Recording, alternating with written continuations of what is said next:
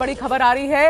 इधर ट्रंप ने ऐलान किया कि उनके लिए ईरान के साथ समझौता खत्म हो गया है, जिसके बाद पूरी दुनिया में हड़कंप तो मच ही गया है, लेकिन ईरान अब भी डटा हुआ है। ट्रंप को जवाब देते हुए ईरानी संसद की राष्ट्रीय सुरक्षा और विदेश नीति समिति के प्रवक्ता इब्राहिम रेजाई ने कहा है कि ट्रंप की धमकियों से ईरान डरता नहीं है और किसी भी बुराई से लड़ने के लिए ईरान तैयार है। और अब हमारे साथ न्यूज रूम में रोविंग एडिटर जगविंदर पटियाल जी जो हमारे साथ जुड़े हुए हैं, मुंबई से मृत्युंजय सिंह और ईरान से हमारे स्पेशल मेहमान मशहद से, ईरान के मशहद से विशेषज्ञ, ईरान के विशेषज्ञ हैं नजर अब्बास, वो जुड़े हुए हैं। अब्बास जी, आपका बहुत बहुत स्वागत है। सबसे पहले मैं आपसे ही ये सवाल लेना चाहूंगी जो मैं पूछ रही थी पटियाल जी से, पिछले 12 घंटों में कैसे पूरा नजारा ईरान का बदल गया है, आप तो देख रहे हैं। और मशहद वो भी जगह है जहां सुपुर्द खाक किया जाएगा अली खamenei को, वो उसकी भी तो तैयारी चल रही होगी वहां।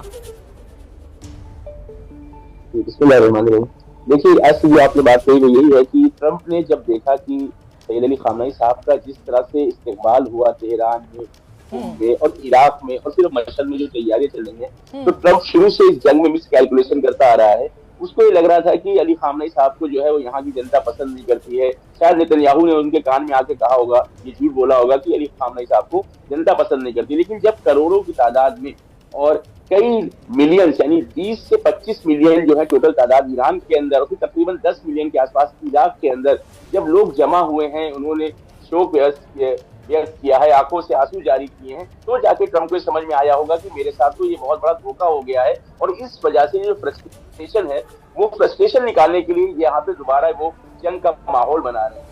देखिए मेघा जी, शुरू से ये जो MOU है, इस पे यूएस ने अमल नहीं किया। MOU के अंदर 14 पॉइंट थे, उसमें सबसे पहला पॉइंट था कि लेबनान के अंदर जो है हिंसा रुकेगी, इजराइल जो है बाहर निकलेगा, उस पर भी अमल नहीं किया गया। जो फ्रोजन एसेट्स की बात थी वो भी ईरान को नहीं मिले। $300 मिलियन का रिकंस्ट्रक्शन का प्लान था, उसको बार बार यूएस कहता रहा कि हम कोई पैसा नहीं देंगे। ये भी उसमें लिखा हुआ था कि किसी भी तरह की धमकी नहीं दी जाएगी ईरान को, लेकिन बार बार चाहे जेडी वेंस हो, चाहे मार्को हो, चाहे जीसीसी कंट्रीज हो, चाहे ट्रंप को ये बार बार धमकी दे रहे थे आगे ईरान को कि हम हमला कर देंगे। तो MOU का जो आधार था वो तो पहले से ही बिखर रहा था, लेकिन उसमें सबसे अहम जो चीज थी ईरान के पॉइंट ऑफ व्यू से कि स्ट्रेट ऑफ हॉर्मुज पे डेजिग्नेटेड रूट से शिप्स निकलेंगे और वो निकल रहे थे। लेकिन कल जो घटना हुई है, अमेरिका ने अपनी नेवी के जरिए से कुछ शिप्स वहां से निकालने की कोशिश की और ईरान ने कड़ा रुख लेते हुए ये पैगाम दिया, ये संकेत दिया कि हम यहाँ से शिप्स नहीं निकलने देंगे। तो एक तरह से उकसाना है यूएस का कि दोबारा यहाँ पे जंग चले, दोबारा यहाँ पे जंग हो सके। और ईरान के अंदर इस वक्त जो सेंटिमेंट्स है, गुस्सा बहुत ज्यादा है, जनता का गुस्सा बहुत ज्यादा है ट्रंप के साथ। मुझे लगता है जितनी नफरत जंग के